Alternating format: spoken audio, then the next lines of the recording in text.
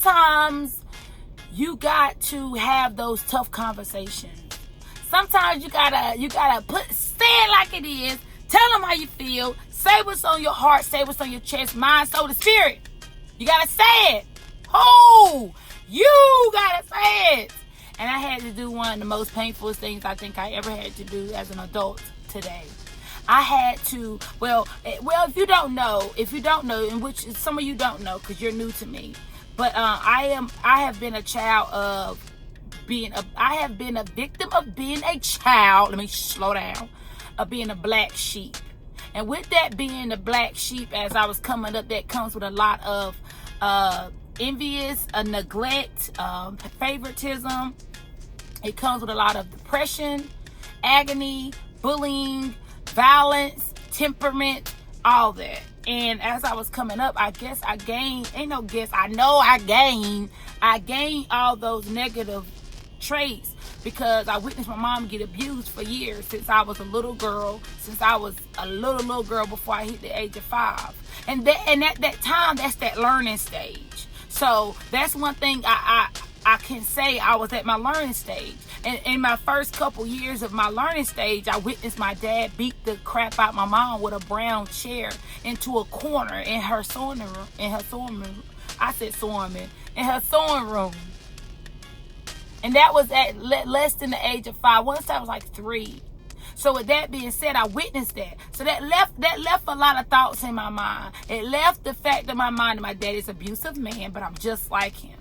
My mom, I felt like my mom didn't take up for herself because she allowed herself to be beaten. I was a kid. I did not know, but that was at my learning stage. But then I can also say, as I was growing up, I always was the black sheep. So with that being said, as I got older, I still remember seeing the violence and seeing the agony and watching the pain of my mom living through. But it still was a sense in my heart, like, why me? Why I had to be born into this world of chaos? So as I was coming up, I would have my dad as a distant father. He never was there. He always was calls away, but he never was there physically. And then I had my mom that did not know who I was, did not recognize me. So that caused a lot of depression and agony and pain to a young black girl. So then later on, I'm getting to a point here. Then later on, as I come up, I become to build my own figure. And even though my mom will still try to do things right, she'll do so much wrong. And then she'll treat me this way, then go back and treat me that way. Sometimes you gotta dead it. It finally comes a time you gotta dead your past. You gotta dead it. And I'm 33 years old, and I just deaded my past today within a conversation. I just deaded it. Sometimes you gotta bury. Sometimes you have to bury your pain and agony. Because if not, it's gonna live with you. And as it live with you, you're gonna live with pain, agony, temperament, depression, and BS the rest of your life to the day you die. And I refuse to do that. How can I had to have a come to Jesus meet with my husband. How can I provide this customer service of giving back into my community, of being a listening ear, being an inspiration, being a motivation, and I got this hanging over my head and it's not dead? I gotta kill it. So I told my husband, I said, I gotta kill this seed off. It's like a cancer in my body, and chemo, and I gotta keep taking chemo till finally that chemo gonna have to work. That treatment gonna have to work. And I have tried counseling. I have tried talking. But finally, today was the day that counseling had to work. That treatment had to take.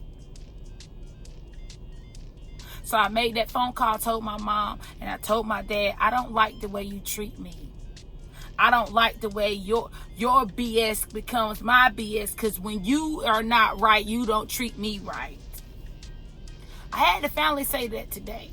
I had to finally say, Daddy, you are wrong for your infidelities and your wrongdoing. And when you do wrong, you pull away from me. And I didn't do nothing to deserve you pulling away from me. So I'm dead in this situation. Mama, you are wrong for treating me like a black sheep and not treating me the same as you treat your other kids. I'm dead in the situation. It was a cancer in my body. And I finally took the last stage of chemo and I'm done. So I said, I don't like the way you treating me. This will never happen again. I'm washing away with this. I'm done. I'm dead in it. You are buried. I took my last treatment of chemo and now I'm free. Now I'm ringing that bell, releasing myself from this cancer that can eat me alive. It can eat me inside out. And I made the pain of the way I was raised and the way I was treated as a kid, and now until I'm 33, I made that pain I left it as my story and not my life. I didn't make it my life. I made it my story. Let me say it again. I made it my story. It was a chapter in my life. It was a pain. It was a cancer, but I got treatment. I was able to ring that bell. I was able to ring the bell and say, I'm cancer free. When I hung up that phone, it felt like the doves had just got released from the casket. It felt like the doves just left the burial site and went flying in the air back to the funeral home. And it felt like a cancer I finally was relieved from that toxic demon within of holding on guilt, pain, and agony. Some of y'all need to make sure you do this one thing. Release the guilt, pain, and agony. Release that demon. Let it go. Tell someone how you feel. Tell someone what you don't like and what you will not tolerate no more in your life because you don't deserve it. Once you tell somebody how you feel, you leave it there. You dead it. You bury it. You walk away. You ring that bell. You are cancer free. Done. And make it your story, not your life. Your story, once it reads as a chapter, you don't go back to that chapter. You go to the next. You have to live your life. If you make it your life, if you make BS your life, then you'll never finish out that chapter. You will stay in that same spot of pain and agony and depression. And that ain't cute. I'm just saying it's not cute. I feel better today. I feel better. I feel better. I feel better. I feel like. So before you leave today, think of somebody you need to tell how you feel. Think of somebody you need to express your thoughts, your feeling, your mind, your soul. Think of somebody right now. Do it. Think of something you're feeling. Channel it. Tell that person how you feel. Relieve that cancer. For you can go ring that bell, for you can say you're cancer free, and you can leave that in that chapter, move on to the next, because it's not going to be your life, it's just your story. It's your girl Clarissa Rankin. And look, I know you're looking at my bumps today. I don't care. Yeah, they do. Oh, yeah, they do. I can't do nothing about it. I done been trying. I said, Lord, I got to do work today, and I got all these bumps on my face.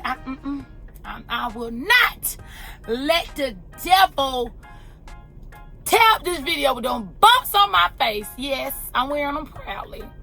I sure am. It's your girl Clarissa Rankin. Don't forget to press subscribe down there below in red. And I hope you like my video. If you have something that you want to say, get off your chest, you can always email me. Always email me at therankinsworld@gmail.com. And or you can comment below if you feel like you want it public. It don't matter. It's up to you. You can comment below. But I'm always here for you. Okay? Stay cancer free. Ring that bell with me. Ooh, I'm rhyming. What? I'm rhyming.